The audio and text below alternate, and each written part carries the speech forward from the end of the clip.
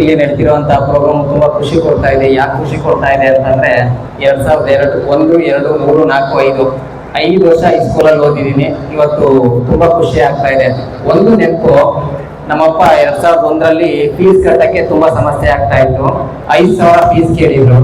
5,000 fees ಅಲ್ಲಿ ನಮ್ಮ ಪ್ರಧಾನ ನಾಗರಾಜನ ಇಲ್ಲೋ ಇದೆ 1,000ಕ್ಕೆ ತಂದು ನಿಲ್ಲಿಸ್ತು. ನನ್ಗೆ ಇವತ್ತು ಖುಷಿ ಆಗ್ತಾ ಇದೆ.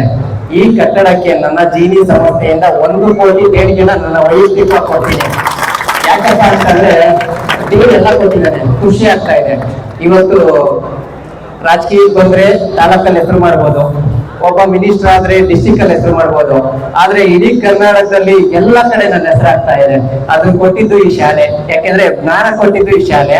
ಇವತ್ತು ಮೊನ್ನೆ ಒಬ್ರು ನಮ್ಮ IAS ಆಫೀಸರು ಹಾಗೂ ಒಬ್ರು ಮಿನಿಸ್ಟರ್ ನನ್ನ ಕರೆದು ಹೇಳ್ತಾ ಇದ್ರು, ಜಿಲಿ ನಿನ್ನ ಸ್ಲಿಮ್ ಇಡೀ ಕರ್ನಾಟಕದಲ್ಲಿ ಒಳ್ಳೆ ಹೆಸರಾಗ್ತಾ ಇದೆ, ನೀನ್ ಯಾಕೆ ಹೊರಗಡೆ ಯಾವುದೇ ಕಾರಣಕ್ಕೂ ಲೋಕಲ್ ಅಲ್ಲಿ ಎಲ್ಲಾ ಬಿಟ್ಬಿಟ್ಟು ನೀನ್ ಹೊರಗಡೆ ಹೋದ್ರೆ ಇಂಥ 100 ಜನ ಅಲ್ಲ, ಏನ್ 450 ಜನ ಎಂಪ್ಲಾಯ್ ಇದಾರಲ್ಲ, ಇನ್ನೂ 450 ಜನ ಎಂಪ್ಲಾಯ್ನ ಸೃಷ್ಟಿ ಮಾಡ್ಬೋದು, ಒಳ್ಳೆ ಉದ್ಯೋಗ ಕೊಡ್ಬೋದು, ನೀನ್ ಯಾಕೆ ಮಾಡಬಾರ್ದು ಅಂತ ಅಂದಾಗ ಅವ್ರು ಹೇಳಿದ್ ಕರೆಕ್ಟ್ ಅಲ್ವಾ, ನಾನು ಯಾಕೆ ಇನ್ನೂ ಜಾಸ್ತಿ ದೊಡ್ಡ ಮಟ್ಟಕ್ಕೆ ಹೋಗ್ಬಾರ್ದು ಅನ್ನಿಸ್ತಾ. ಯಾಕಂದ್ರೆ ಒಂದು ಬಿಸ್ನೆಸ್ ಸಕ್ಸಸ್ ಸಿಕ್ತು ಅಂತಂದ್ರೆ ಯಾವ ಕಡೆ ಬೇಕಾದ್ರೂ ಹೋದ್ರು ನಮಗೆ ಸಕ್ಸಸ್ ಸಿಕ್ಕೇ ಸಿಗುತ್ತೆ. ಇವತ್ತು ನೋಡಿ ಖುಷಿ ಆಗ್ತಾ ಇದೆ.